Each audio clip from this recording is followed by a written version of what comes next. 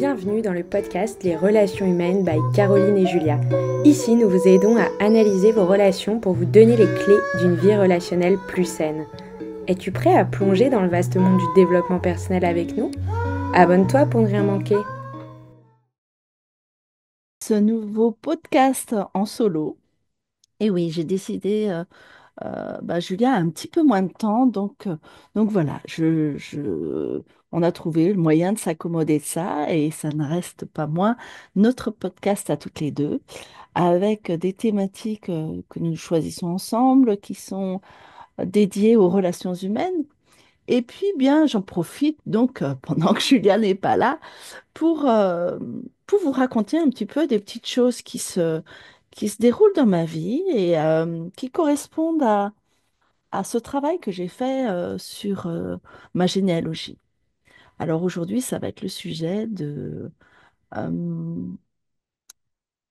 d'une possibilité qu'on peut avoir d'aller un peu à la recherche d'informations pouvant concerner nos aïeux quand se posent certains sujets. Alors moi, j'ai un sujet assez important qui traverse ma vie depuis des années, hein, c'est assez récurrent. C'est le sujet lié à l'argent et à la légitimité à pouvoir en gagner suffisamment pour, je dirais, vivre confortablement. Donc, pour m'accompagner dans ce travail lié à l'argent, j'ai suivi un programme avec Christian Junot, pour ne pas le citer. Travail très intéressant, très impliquant. Néanmoins, j'ai fait évoluer certaines choses, j'ai fait évoluer des croyances, j'ai fait évoluer des... j'ai même atteint, je dirais, enfin dépassé mon plafond de verre pendant l'année 2024, ce qui n'était pas gagné, compte tenu de tous les changements que j'ai eus. Néanmoins, ce travail sur l'argent m'a aussi interrogé sur mes liens transgénérationnels. D'ailleurs, Christian, dans son accompagnement, nous invite à faire un petit peu cette visite de l'argent dans notre famille, comment il est perçu, voilà, qu'est-ce qu'on fait avec cette dimension-là dans notre famille. Et s'est posé pour moi la question de la légitimité. Et forte voilà, de suivre ce programme, j'ai continué mes activités. Et puis, alors je vous raconte vraiment une petite histoire là, hein, un cheminement. J'espère que ça ne va pas vous ennuyer. En tout cas, si je le raconte, c'est vraiment pour vous inviter à être à l'écoute de tous ces petits signes, de tous ces petits, de toutes ces expériences qui parfois pourraient nous sembler anodines ou difficiles parfois. Voilà. Voilà, je vais continuer le fil de mon propos, comme ça vous comprendrez un peu mieux là où je veux en arriver. Toujours est-il que il y a quoi, il y a de ça 2 ans, j'allais faire, comme je le faisais de temps en temps, un scan d'un de mes tableaux dans un petit village, dans un petit village dans le Rhône. Et puis en revenant, je me trompe de route et il faisait très très très chaud. Et j'arrive dans un petit village, mignon comme tout, et je m'arrête. Et ce que j'aime bien faire, c'est aller, quand il fait très chaud comme ça, c'est rentrer dans les églises parce que j'y trouve toujours de la fraîcheur. Et puis, ce que j'aime faire aussi dans les églises, c'est chanter quand je suis seule. J'adore ça parce qu'il y a une super résonance. Donc ça, ce sont mes petits délires, hein. Si vous avez envie de vous autoriser aussi de temps en temps, les églises sont vraiment de belles caisses de résonance pour quand on aime chanter. Donc, je fais mon petit temps, voilà, je me rafraîchis dans cette église. Et puis, en sortant de l'église, je vois qu'en fait, juste en face de moi, il y a un très, très grand mur. Et au-dessus du mur, je vois un arbre, mais énorme, voilà, dont les branches touchaient, voilà, tombaient presque au-dessus du mur. Et, euh, et comme j'aime les arbres et j'aime me retrouver plus dans cette énergie quand je vois un arbre naître, voilà, je suis attirée, aimantée. Donc, Je me dis, ah, mais il est magnifique cet arbre. Et puis bon, bah, il y a ce mur qui nous sépare. Je me décide de suivre ce mur pour me dire, bon, bah, je vais voir, ça a l'air gigantesque. C'est peut-être le parc du village qui se trouve là-haut. Donc, je fais tout le tour du mur. Et effectivement, hein, il y avait un mur qui était assez long finalement dans ce centre de village. Alors, je me souviens même plus du nom du village. Je pourrais, voilà. Toujours est-il que j'arrive devant un porche et puis devant le porche, bon, il y avait un petit QR code, quelque chose bon, qui pouvait faire penser que c'était effectivement une bâtisse ancienne qui était là derrière. Et puis effectivement, sous le porche, c'était très sombre et derrière, il y avait une très belle lumière puisqu'il faisait très très beau. Et j'en pouvais voir un château. Un château. Alors, je pourrais même pas dater le château. C'était un château assez simple hein, dans sa construction, mais quand même une grande bâtisse. Et je dirais naturellement, là aussi, hein, moi je suis toujours appelée. Il y a quelque chose chez moi qui est assez naïf peut-être, mais qui fait que voilà, entre la rue, le porche et au bout, cette énorme lumière de cette cour avec ce château, je suis passée sous le porche et puis je me suis retrouvée dans une immense cour avec le château en face de moi, le magnifique hêtre, c'était un hêtre sur ma gauche, des bâtisses là qui devaient être autrefois les écuries où il y avait quelques véhicules d'artisans. Donc je me suis dit, bah tiens, ils ont transformé un peu ce lieu pour laisser place à des artisans. Donc bon, voilà, je me suis pas plus interrogée que ça. Simplement, c'était vachement tranquille, pas un seul, pas âme qui vive, comme on dit. Et puis, vraiment, je suis allée vers cet arbre qui était, mais au moins, je sais pas, un arbre de 300 400 ans finalement où bah, sur cette esplanade, en fait, les branches tombaient pratiquement au sol. C'était comme un saule pleureur, alors que c'était un hêtre, hein, mais comme vraiment, vous savez, ces arbres où on a l'impression que c'est une robe, que c'est une énorme robe qui est là. Et pour passer dessous, j'étais obligée de pousser un peu les feuilles et les feuillages pour arriver sous la voûte de cet arbre. C'était magnifique, quoi. Donc j'étais subjuguée par cet espace. Et puis j'ai fait un petit réel Facebook en m'amusant, en tournant autour à l'intérieur de l'arbre. Et puis j'ai envoyé ça dans mes réseaux. Et puis j'étais trop contente de cette découverte. Voilà, en tout cas, c'était magnifique. Et puis j'ai poursuivi comme ça mon exploration dans cette propriété, ce château. Et puis, voilà, je suis passée sur le petit chemin qui se présentait, tout était impeccable. J'observais cette nature, on devait être au mois de juin, donc cette nature florissante, c'était très chouette, quoi. Donc je faisais mes petites photos, j'étais tranquille. Et puis en revenant sur l'avant de la bâtisse, je m'aperçois qu'il y a un véhicule qui s'est garé devant la porte du château, qu'elle était entrouverte. Je me suis dit, bah tiens, ouais, il y a de la vie, il y a de la vie. Alors, je me suis approchée, j'ai vu que la porte était entrouverte, j'ai juste aperçu que ben, manifestement, il y avait des travaux qui étaient en train d'être faits. En levant la tête, j'ai observé aussi qu'il y avait manifestement une habitation. Donc, j'ai pris un peu de recul. Et puis, au moment où je prends un peu de recul, en fait, j'ai quelqu'un qui qui se présente devant moi et depuis une fenêtre. Et puis, on se regarde un peu, chacun, l'un et l'autre, un peu étonnés de la présence de l'un et de l'autre. Et puis, ne comprenant pas, la personne ouvre sa fenêtre et me signifie qu'en fait, je suis dans une propriété privée. Ce que je fais, c'est de l'incivilité. Alors bon, moi, j'essaye de me défendre de la chose parce que bah, vu que c'était une propriété privée, j'estime même que bon, bah, la bâtisse fait quand même, enfin l'arbre et la bâtisse, pour moi, font un peu partie du patrimoine français. Donc, je suis autant étonnée de savoir que voilà, je viens de faire un acte incivil. Et puis, cette personne m'indique qu'il y a quand même un écriteau devant la propriété pour dire que c'est une propriété privée. Alors, je m'en excuse et puis je pars, je m'en vais. Et effectivement, j'observe sous le porche qui était dans l'ombre, j'observe sur le côté un petit panneau, même deux petits panneaux stipulant que c'était une propriété privée. La seule chose, c'est en rentrant entre la rue et puis le château qui était éclairé, lumineux, parce qu'il y avait une lumière très très forte en fait au niveau visuel, finalement, cette part d'ombre, en fait, l'ombre qui était entre la rue et le château sous cette voûte, ne m'a pas permis de voir du tout ces deux panneaux.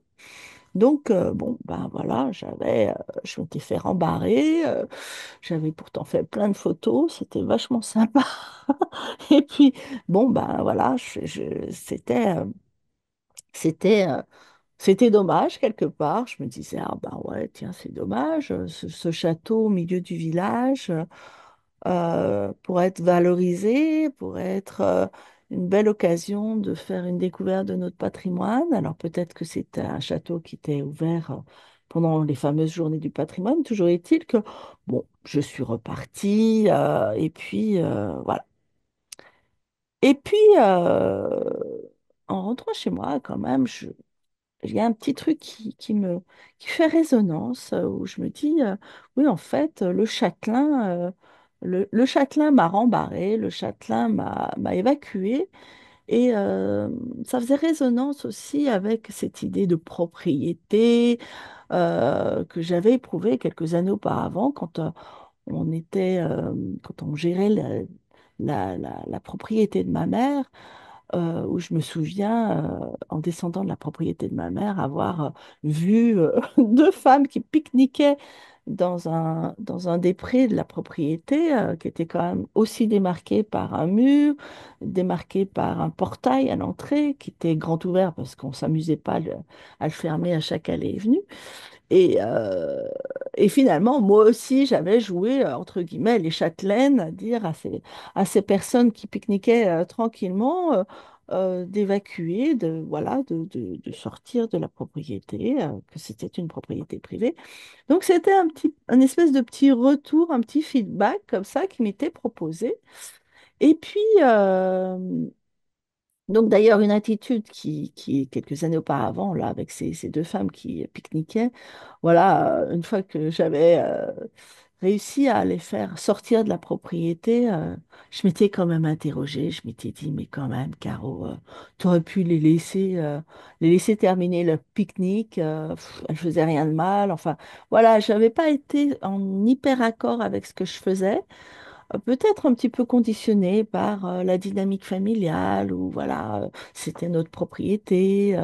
J'avoue que mon petit frère avait aussi des soucis de sécurité, voilà, puisque comme on vivait pas en permanence dans cette propriété, on savait que des gens s'y égaraient de temps en temps. Mais voilà, donc ça m'a ramené un petit peu à mon histoire personnelle, à mon histoire familiale, parce que finalement, voilà, cette idée de propriété. Et puis, forte de suivre aussi cette formation liée à l'argent, à la légitimité, finalement à une certaine place dans la société, je me suis, je me suis interrogée un peu plus au-delà et je suis revenue sur les histoires de généalogie, de transgénérationnel.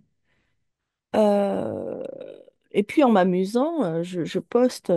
Ça s'arrête là. Et puis, en m'amusant un peu, en essayant de raconter cette petite anecdote, voilà, qui m'avait quand même un petit peu, qui était venue me chercher hein, sur cette idée d'incivilité, le côté hors la loi. Et comme quoi, voilà, j'étais pas légitime à être dans un espace qui pour moi était un espace naturel, quoi. Enfin, l'arbre, en tout cas, avait poussé, et puis lui, il avait traversé les générations, et il était là et il faisait partie de la terre, quoi. Il y a un truc un peu naïf, enfin, en tout cas, très en lien plutôt à qu'est-ce qui nous appartient ou pas, quoi. Donc je poste un petit peu cet épisode dans le groupe sur l'argent et puis j'ai une dame qui justement était avec comment on dit, un matricule, enfin deux, elle s'appelait deux quelque chose, et cette personne était offusquée de mon propos, qu'effectivement, enfin, elle appuyait sur le fait que j'étais, voilà, j'avais vraiment fait un acte d'incivilité, que j'avais pas le droit de diffuser cette vidéo en réel, en fait, qui prenait essentiellement le dessous de l'arbre, hein, mais qui effectivement, on apercevait le château, donc bon. Elle m'a bien fait comprendre que c'était illégal, que je n'avais pas le droit. Bon, donc deuxième couche sur OK, tu n'es pas légitime. Et puis en me posant un petit moment, je me souviens, j'étais dans ma cuisine. C'est souvent là hein, qu'on prépare, qu'on, je dirais qu'on fait ses petites recettes personnelles. Donc, je me fais ma petite mixture personnelle en me disant, bon, ok, alors, qu'est-ce que ça vient me raconter tout ça? Parce que c'est pas très agréable finalement. C'était super sympa. Enfin, vraiment, je me suis sentie attirée par cet arbre. Enfin, jusqu'au moment où finalement la personne me replace dans une posture voilà, je n'étais pas à ma place quelque part. Voilà, je me dis, mais il y a quand même une idée de place, de légitimité qui vient me parler, quoi. Puis c'est un châtelain, quoi, quelque part, celui qui possède le château. Et puis, comme à mon habitude, hein, je fais mes petits retours généalogiques et puis je me dis, bon, ça vient parler de quoi? Ça vient parler de châtelain. Et dans la légende familiale, en fait, il y a une histoire comme ça qui dit que une de mes aïeules, pardon, une de mes aïeules, d'ailleurs que j'ai identifiée hein, dans l'arbre généalogique, je sais voilà où elle se situe dans l'arbre. Une de mes aïeules a été, comme on appelait à l'époque, fille-mère. Aujourd'hui, on dirait peut-être mère célibataire. En tout cas, elle a engendré un enfant sans que l'on connaisse véritablement le père, sans que le père ait légitimisé l'enfant. Donc je reviens à cette idée de légitimité. Et en fait, dans la légende familiale, il est dit que cette femme aurait été engrossée par le comte de Bougelier. Alors, bah, le comte de Bougelier, c'est un lieu-dit, enfin le Bougelier est un lieu-dit dans le Jura. Et il y a une vingtaine d'années de cela, quand j'ai entrepris mes recherches généalogiques, j'étais allée à Lons-le-Saunier, c'est dans le Jura, pour faire ma recherche. Et puis j'avais essayé de trouver ce comte de Bougelier. Alors à l'époque, voilà, j'avais effectué une recherche d'une certaine façon, hein, en allant dans les archives, en, en allant voir les microfilms ou tout ce qui pouvait exister sur cette partie du Jura. Et puis, j'avais pas trouvé du tout le comte de Bougelier. Et puis là, je me suis dit, bon, bah écoute, il y a quand même une idée de loyauté là-dedans, de légitimité. Voilà, je me sens pas légitime et j'aimerais résoudre un peu cette énigme de ce fameux comte de Bougelier. Il a bien dû exister, hein. C'est vrai que la légende familiale a- doit avoir une part de vrai. Alors, à savoir, hein, ce que j'ai découvert par la suite, c'est qu'un comte, c'est surtout quelqu'un qui avait un comté, d'accord, qui avait donc des terres. Donc, on appelait Monsieur le comte quelqu'un à qui appartenaient les terres. Et puis, je me suis dit, bah allez, je remets sur le tapis la généalogie, mes recherches voilà, qui n'ont pas abouti. Et puis, je vais en quête. je vais enquêter sur ce compte de Bougelier et je décide de partir 2 jours avec ma petite dernière. Voilà, je loue un Airbnb sur Poligny. Et puis je pars 2 jours parce que, en fait, j'avais vu que alors le village le village qui m'intéressait, parce que le Bougelier étant un lieu-dit, bon, il est relié à un village dans le Jura. Et ce village, en fait, j'avais trouvé que la petite mairie n'était ouverte que le mercredi, style de 14h à 18h ou quelque chose comme ça. Donc en fait, j'avais juste cette ouverture et ça se présentait bien. Donc, je me dis, bah, j'irai un mercredi et puis j'irai faire mes recherches en tournant les pages des registres municipaux. Et puis, voilà, j'étais donc partie avec cette idée. Je fais ma réservation Airbnb. Ma fille était d'accord, elle était disponible pour m'accompagner. Et toutes les deux, nous voilà parties en direction de Poligny pour retrouver. Alors, j'étais déjà allée à Poligny parce que j'avais déjà identifié la tombe de mon aïeul, hein, cette mère célibataire. Donc, je me souvenais déjà du lieu où elle se trouvait. Une petite tombe, je dirais, très, j'avais un peu peur d'ailleurs, 20 ans après, compte tenu que personne ne payait l'emplacement. J'avais un peu peur qu'on l'ait carrément évacuée, mais non, la tombe était encore là. Et puis arrivé dans le village, bah, quitte à faire un tour dans le Jura, une très très belle région, hein, vraiment je vous invite à aller voir parce que c'est magnifique. Je me retrouve à me dire, bon bah ok, première chose à faire, je vais essayer de, on va voir qu'est-ce qu'il y a comme lieu à aller voir, en plus de mes recherches, hein. Si on est là 2 jours, ça peut être aussi sympa d'aller visiter quelques endroits sympathiques de la région.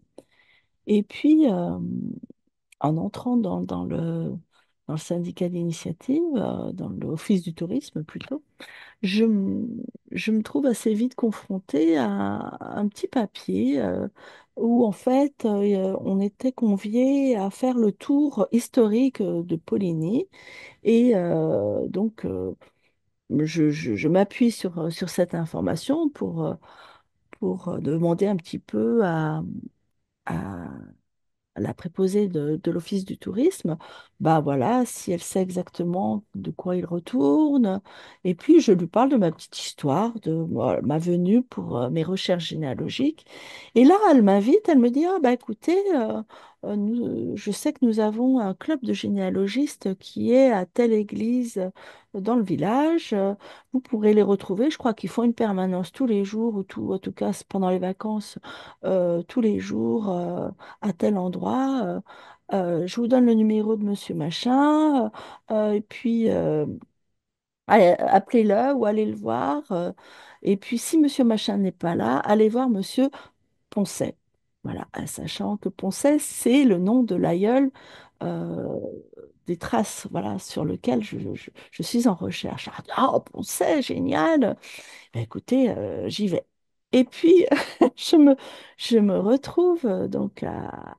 Allez, je dis à ma fille, allez, viens, on va aller faire ce tour pour vérifier cette information qui vient de m'être donnée. C'était déjà, je dirais, une bonne opportunité hein, d'arriver dans le village et d'avoir déjà euh, un signe que j'étais pas là pour rien, que j'allais pouvoir peut-être rencontrer un cousin, que sais-je. Et puis, au moment où j'arrive devant cette église, je vois 2 hommes qui sont en train de se saluer pour se dire au revoir. Et puis, je vois un monsieur avec des cheveux blancs qui arrive jusqu'à moi. Et en fait, je l'arrête tout de suite. Ouais, alors, c'est vrai que j'ai cette facilité, c'est que je rentre facilement en contact. Et là, je dis à cet homme, euh, vous êtes Monsieur Poncet? Ah, il me regarde un peu étonné, puis il me dit, bah oui. Je lui dis, bah écoutez, voilà, je lui raconte la petite histoire de l'Office du tourisme, et ma petite histoire aussi, ma recherche sur le lieu-dit de Bougelier. Et puis, il me demande d'attendre un petit moment, d'attendre 5 minutes. Et il rentre dans une maison juste en face de l'église, donc c'était assez hallucinant. Moi, voilà, j'en profite pour faire le tour de l'église, pour voir un petit peu cette bâtisse. Et puis, euh, et puis en ressortant, je retrouve ce monsieur qui m'invite en fait à rentrer chez lui. Et, euh, et à partir de là, nous passons 2 heures entre généalogistes, entre individus qui s'intéressent à l'histoire finalement, à l'histoire de l'humain.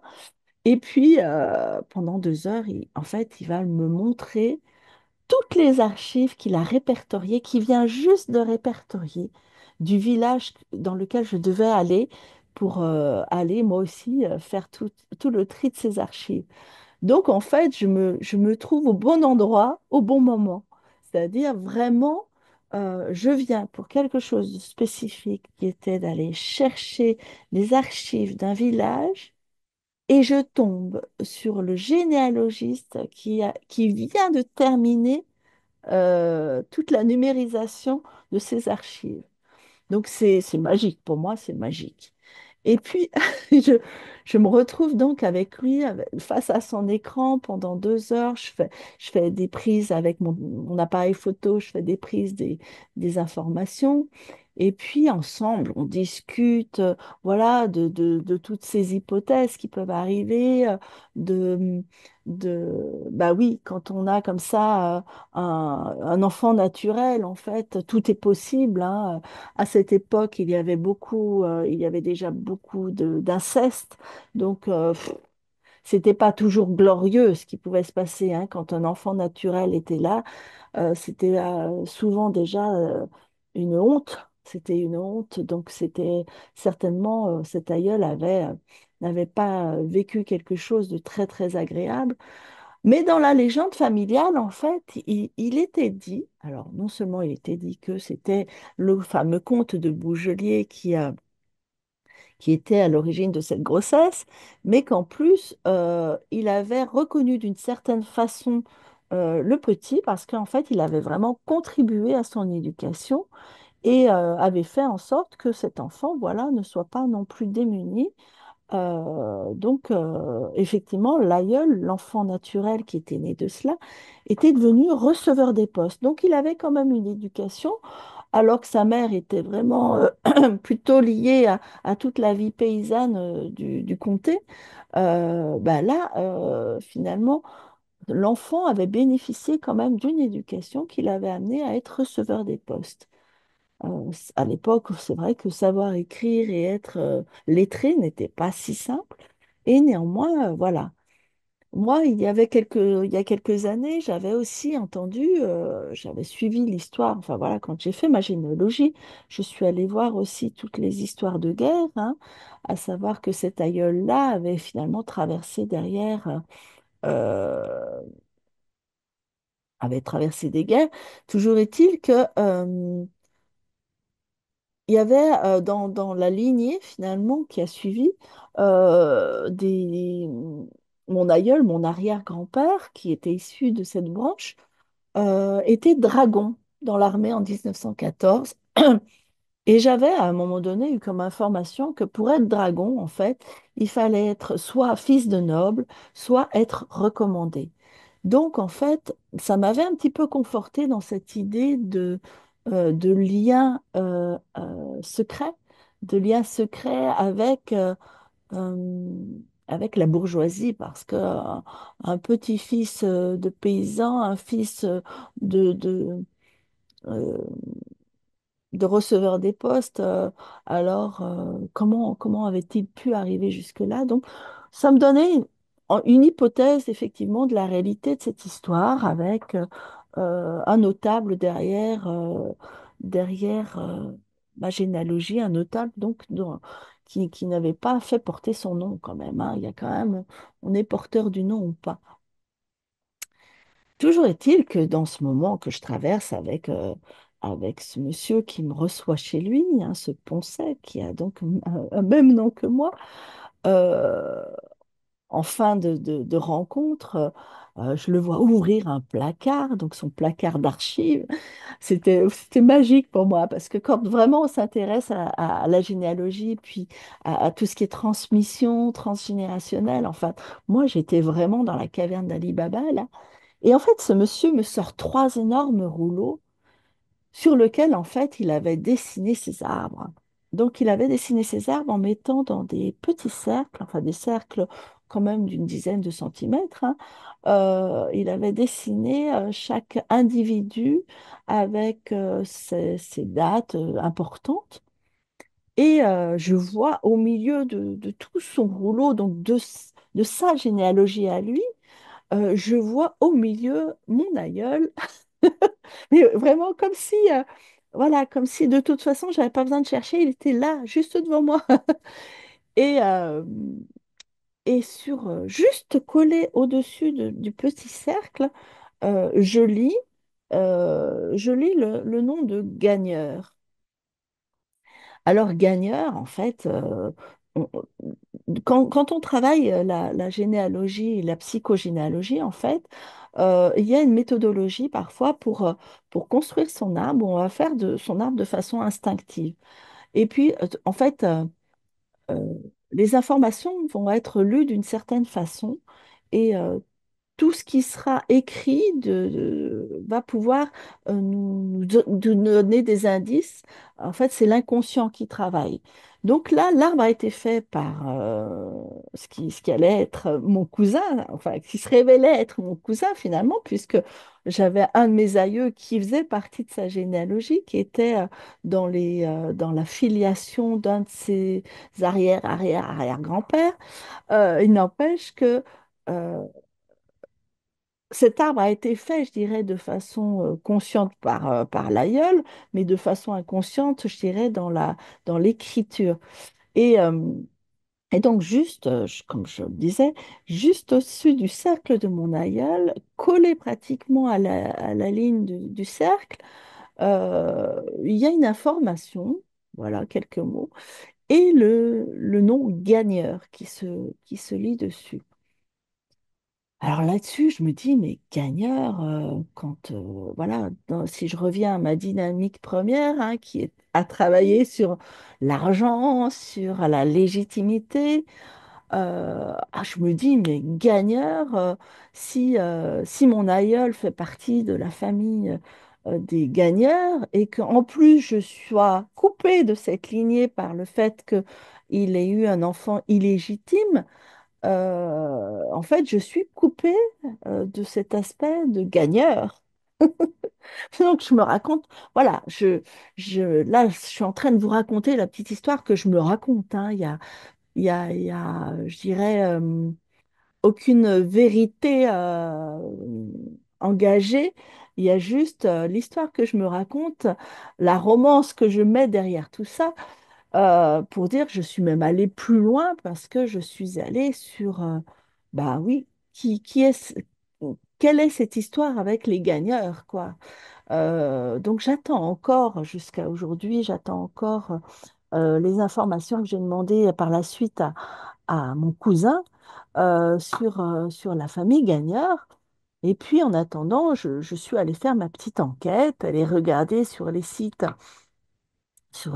un peu qui parlent de généalogie. J'ai inscrit ce nom. Et puis, dans le village de Poligny, il y a un célèbre gagneur, Vladimir Gagneur. Et ce Vladimir Gagneur, alors, c'est pas Vladimir tout court, je crois que c'est Charles, Charles Juste Gagneur. Juste Charles, oui, Juste Charles Vladimir Gagneur, voilà. Et, euh, et c'est assez bluffant parce que bah, Charles Juste Vladimir Gagneur me donne aussi des petits indices. Je vais voir son histoire. Et en fait, c'est un célèbre notable de Poligny qui a fait de la politique, qui a été même été exilé pendant une période parce qu'il était contre le régime. Sa généalogie est assez pauvre hein, sur Internet, ce que je trouvais pas terrible. parce que, bon, bah, finalement, on s'est centré surtout sur les actions de cet homme, qui était plutôt un humaniste. Et puis, cet homme, en fait, s'est marié sur le tard. Et en fait, il s'est marié 2 ans après la naissance de mon aïeul, de cet enfant illégitime. Et donc, il y a quand même ces 2 ans. Et il s'est marié très tard parce que je crois qu'il devait avoir 48 ans quand il s'est marié. Et il s'est marié avec une femme qui avait relativement l'âge de mon aïeul. Donc, je me suis dit, euh, cet homme se marie, enfin, de ce qui est connu de son histoire, il ne se marie qu'à l'âge de 48 ans. Un homme qui quand même trouve une épouse à 48 ans, qui a un enfant avec elle. Bon, il a peut-être eu une autre vie intime auparavant. En tout cas, voilà, un homme qui, voilà, je me dis après tout, pourquoi pas se raconter cette petite histoire ou en tout cas aller voir cette hypothèse. Et en tout cas, même si le fameux gagneur n'est pas mon aïeul. Alors, j'ai quand même, en ayant fait mes recherches généalogiques et puis en connaissant mon histoire, on va voir aussi dans la généalogie, quand on fait de la psychogénéalogie, on va voir la date de naissance, la date de conception. Je ne sais plus comment on appelle ça d'ailleurs, le syndrome du gisant. Enfin, on va aller chercher euh, toutes les dates qui peuvent en fait euh, vibrer, vibrer une information. Et, euh,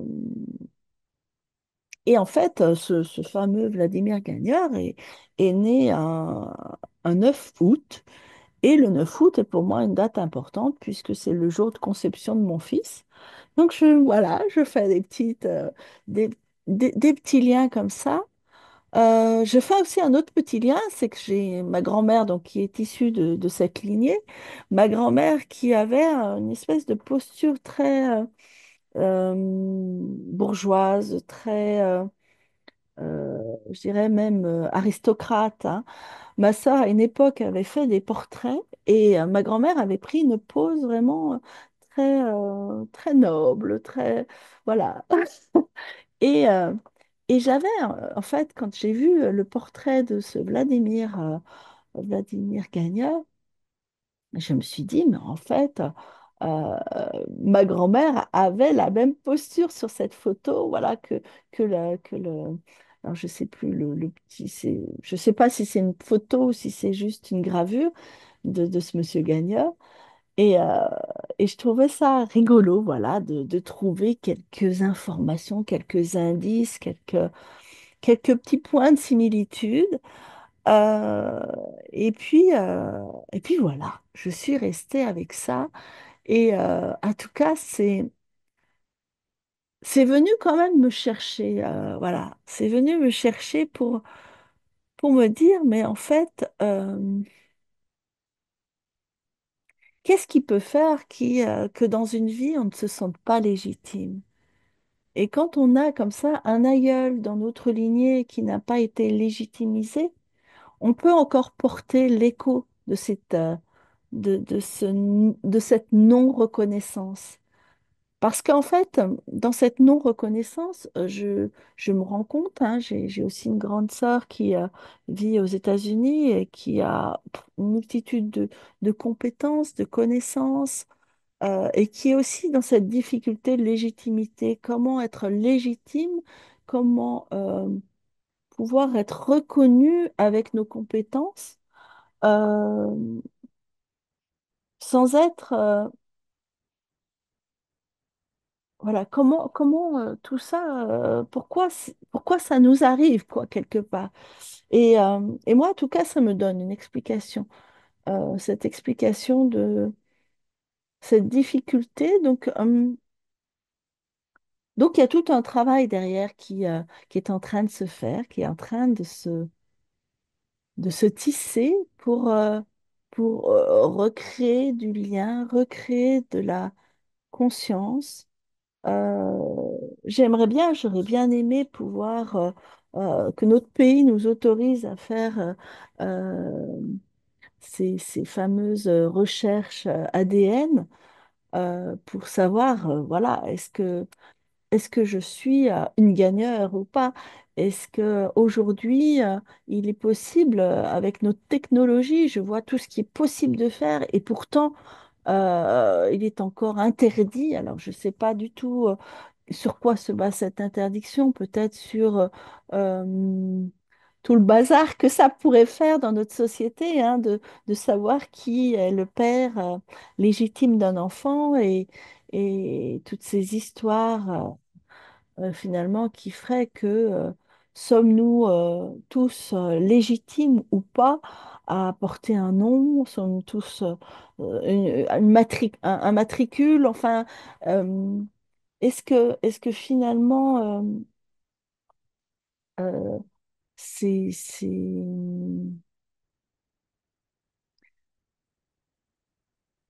hier, ouais, c'est un briglio de l'histoire. Comment elles sont, comment elles arrivent jusqu'à nous, quoi? Comment c'est possible? Enfin, ce qui est possible, c'est qu'effectivement, dans notre transmission, qu'elle soit comme celle que j'ai eue, hein, de cette aïeule soi-disant comte de Bougelier, comment toute cette information peut nous arriver et sans nous dire qu'en fait, nous vibrons, nous vibrons, moi je vibre euh, cette difficulté qu'a eu mon aïeul d'être enfant naturel. Euh, Être enfant naturel à cette époque-là, c'était vraiment honteux. Et je me rends compte que le fait d'avoir eu des parents qui divorcent à une certaine époque, qui n'étaient pas encore complètement acceptés, c'était aussi une forme de honte. Je me rends compte aussi que ma grand-mère, quand j'étais petite, alors que ma mère venait de se séparer de mon père, ma mère avait dû commencer par faire des ménages et mes grands-parents étaient plutôt argentés, il n'y avait pas de souci pour eux, au contraire, hein, ils étaient dans une période plutôt fructueuse.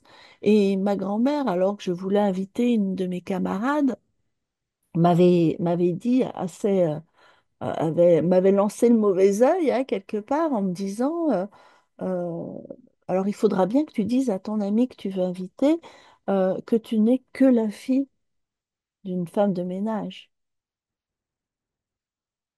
Donc, dans son histoire, en tout cas, euh, il y avait eu quelque chose qui avait été blessé. Bon, non seulement elle avait été orpheline de père et de mère à l'âge de 9 ans, sa propre mère avait été orpheline aussi, son père était orphelin lui aussi de mère.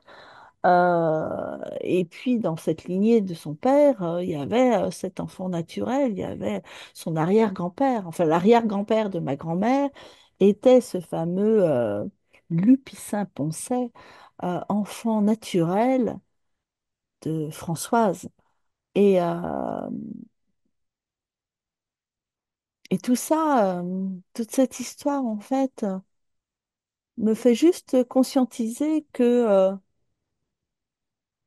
oui, nous portons notre histoire et parfois nos liens de loyauté sont plus forts que la réalité, sont, et demandent à être conscientisés, aimés pour ce qu'ils sont.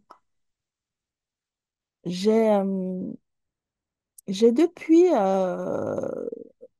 continué d'avancer et je me suis retrouvée à travailler l'année suivante hein, de ces recherches. Là, nous étions en 2023, été 2023. Et puis, sur l'été 2024, en fait, dans cette période hein, du printemps jusqu'à la fin de l'été, j'ai expérimenté quelque chose de différent où je me suis trouvée à trouver un job dans une maison d'enfants, dans un village où cette maison d'enfants était située dans une très très grande maison, une grande maison bourgeoise qui avait été rénovée pour accueillir ses enfants.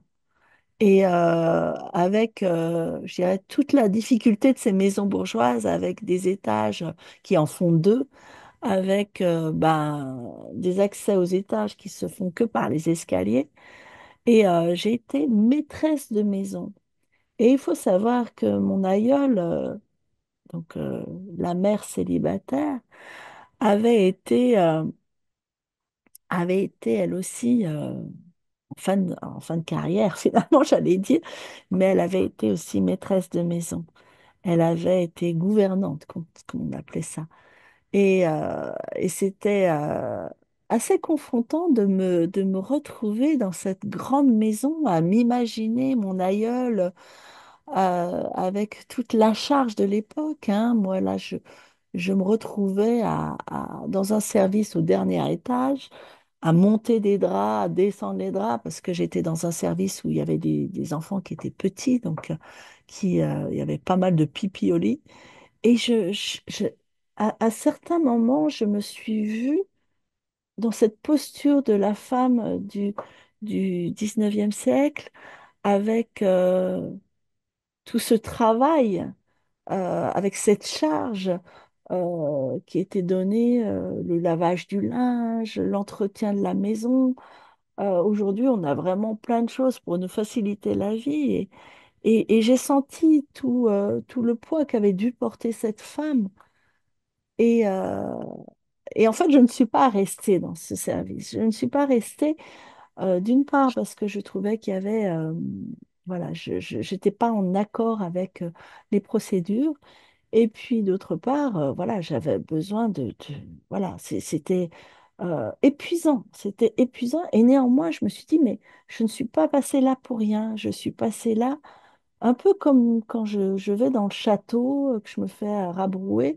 C'était une information pour moi, une information de, oui, tiens, ça me reconnecte à quelque chose et ça me permet de décider de sortir de cet espace-là, de faire un acte symbolique. Donc, en quittant en quittant ce lieu finalement, en quittant ce travail-là, je l'ai fait en conscience de me dire, je me libère de ce fardeau.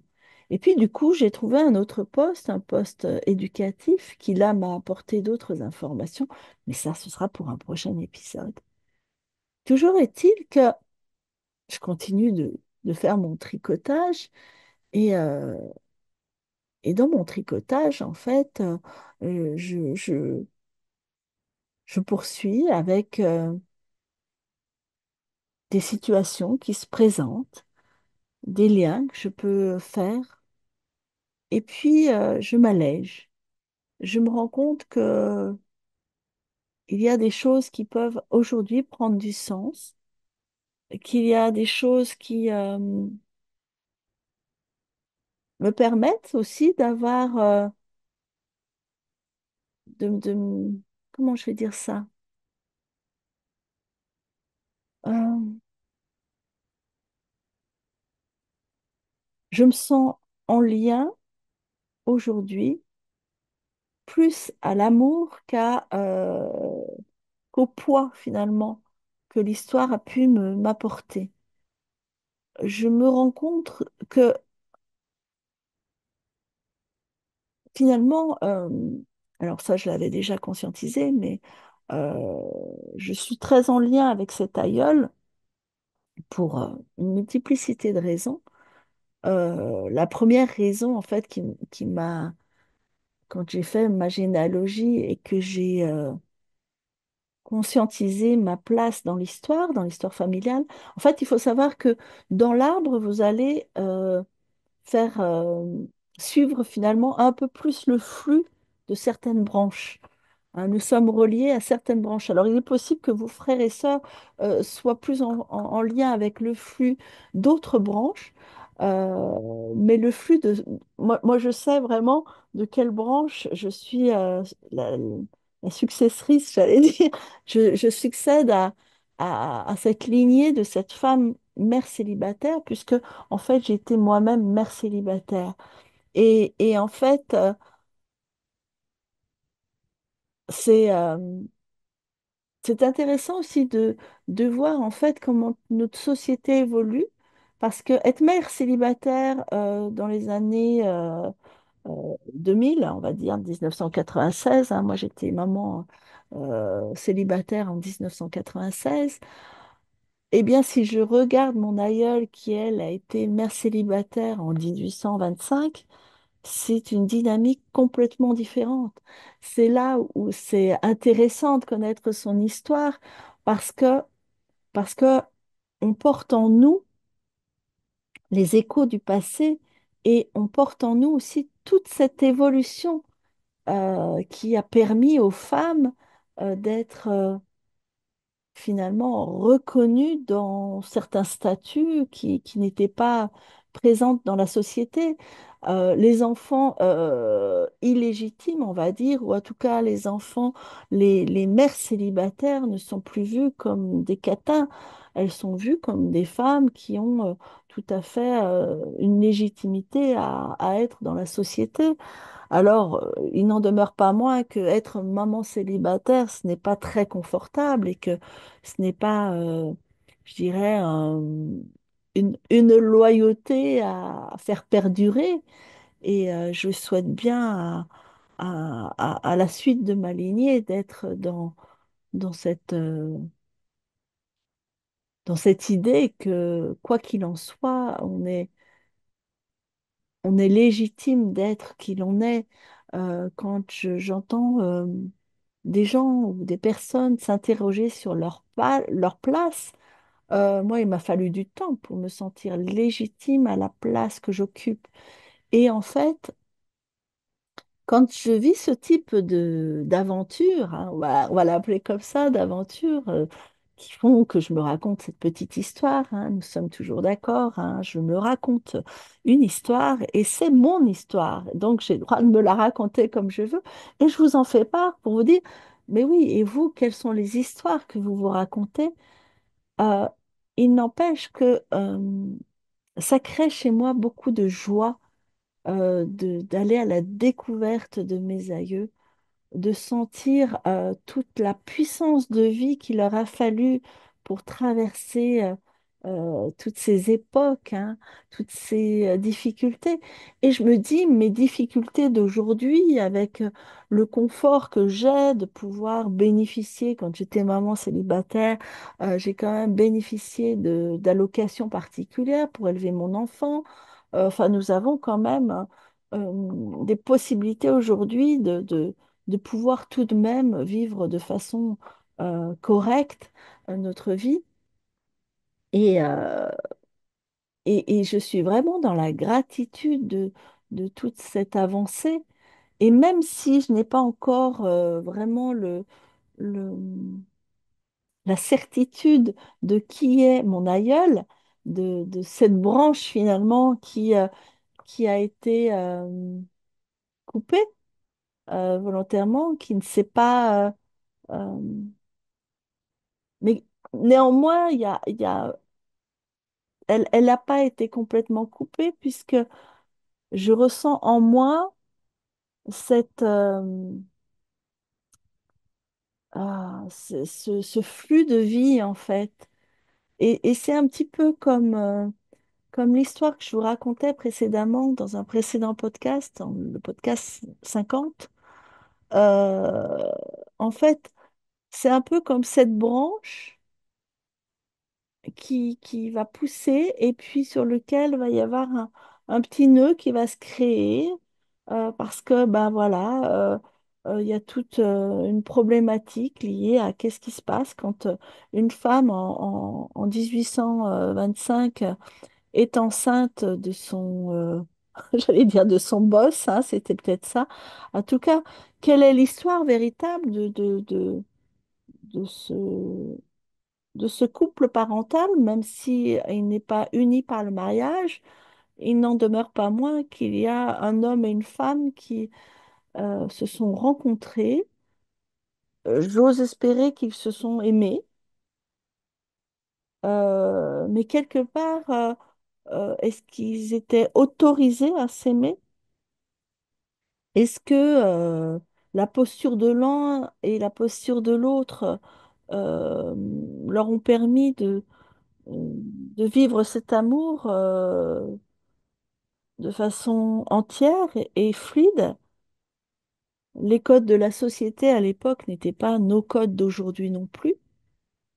Donc il y a, oui, aussi tout cet écho qui peut aussi me parler de mes relations amoureuses avec euh, finalement cette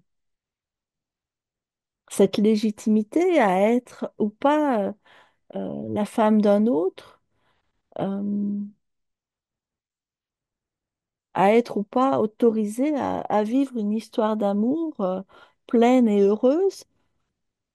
Voilà, ça interroge en tout cas sur, oui, qu'est-ce que nous avons envie de prolonger, qu'est-ce que nous prolongeons inconsciemment. Et, euh, et moi, ce que j'aime, voilà, dans cette recherche généalogique, c'est une compréhension finalement de la condition humaine avec tout ce que nous pouvons aujourd'hui faire progresser. Donc, je vois que j'ai en partie suivi l'histoire de mon aïeul en ayant mis au monde moi aussi un enfant illégitime, en ayant fait porter le nom de mon père à cet enfant. Ça peut être aussi effectivement un- une résonance d'un climat incestuel, parce que effectivement, quand une femme fait porter à son enfant le nom de son père, ça, ça appauvrit, en tout cas, ça appauvrit l'arbre de ne pas savoir quelle est, voilà, quelle est cette part de la réalité. Euh, Ça l'appauvrit et en même temps, quand j'ai vu euh, mon cousin me déployer ses rouleaux entiers sur la famille Poncet,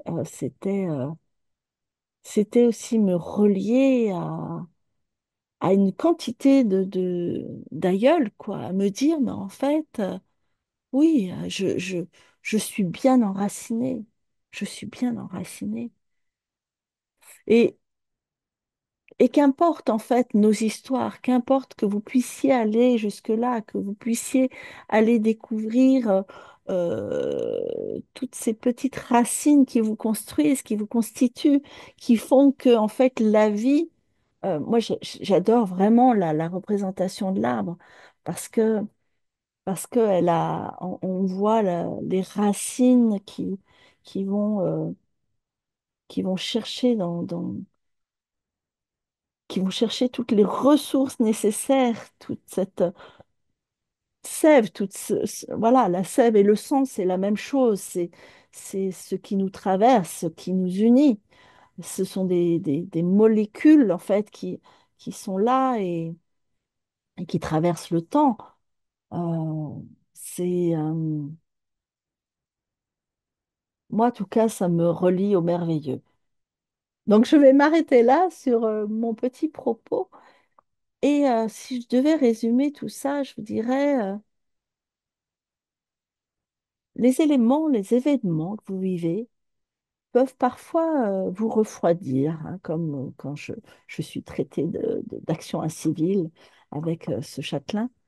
Elles peuvent parfois venir vous choquer, vous perturber, vous interroger. Et les réponses ne sont pas toujours dans ce que vous êtes en train de vivre de façon consciente, mais elles sont contenues dans votre ADN, dans votre vibration, dans finalement tout ce que vous avez euh, d'informations de la vie qui circule en vous.